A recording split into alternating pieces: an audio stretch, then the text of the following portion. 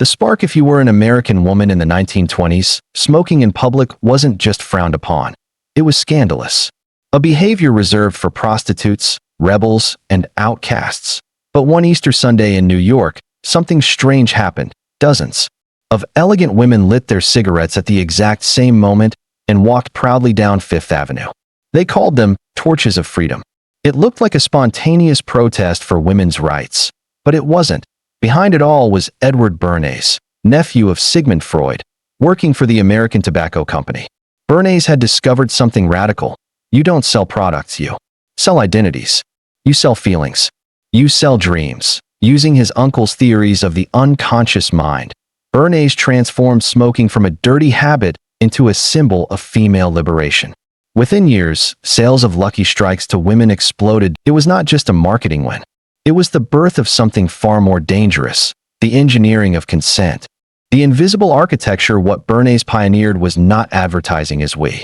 It was psychological warfare, an invisible architecture of control that works deep inside the human mind. Its victims don't just accept their manipulation. They defend it. And nearly a century later, we live inside a vastly more sophisticated version of the same system. Every impulse buy, every political outrage, every cultural obsession, all carefully manufactured by forces you never see. The Conversation in 1988, Noam Chomsky and Edward Herman exposed how mass media doesn't just tell you what to think. It tells you what you're allowed to think about. Your newsfeed, your Netflix queue, the stories trending on social media. Every headline is a filter designed to serve the interests of whoever controls the platform.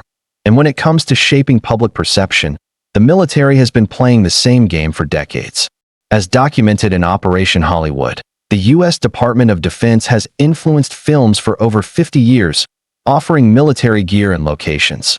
But only if they control the script. Movies like Rambo weren't just entertainment.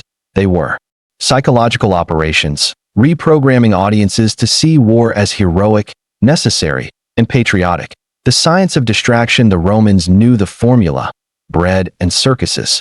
Keep the masses fed and entertained, and they won't question power. Today, the circus is in your pocket.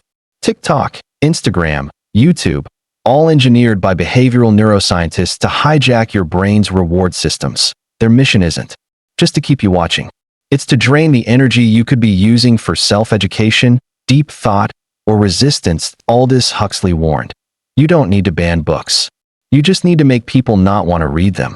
Manufacturing. Obedience. Formal education has been redesigned, not to liberate, but to limit. Critical thinking? Removed. Challenging the system? Discouraged. Instead, we're given fragmented facts, producing technically skilled workers with no understanding of the bigger picture. Universities, once temples of free thought, have become ideological factories. Meanwhile, marketing exploits the most primal triggers. A baby in an ad isn't there by accident.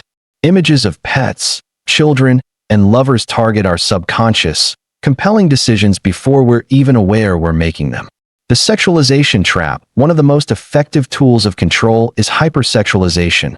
For men, it drains sexual energy through constant stimulation, leaving them chronically fatigued, unfocused, and easy to control. For women, it distorts feminine power into objectification, creating an inner void filled with compulsive consumerism.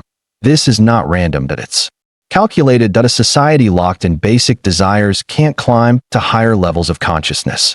Fear, division, and the self-policing mind. Fear is the most reliable political tool. The formula is simple. Create a problem, amplify the outrage, then present the solution, which always means more control, more surveillance, less freedom. Over time, the external whip is no longer needed. Like a circus tiger that obeys without being beaten, people internalize the system's values until they censor themselves. That's the end game. A population that thinks what it's supposed to think, buys what it's supposed to buy, and defends the very system that controls it, all while believing it's free. The only way out. It may feel hopeless, but there's one thing the engineers of consent can't fully control: the natural awakening of consciousness. The revolution we need won't be televised. It won't have leaders or slogans. It will happen silently, inside each individual who chooses awareness over programming.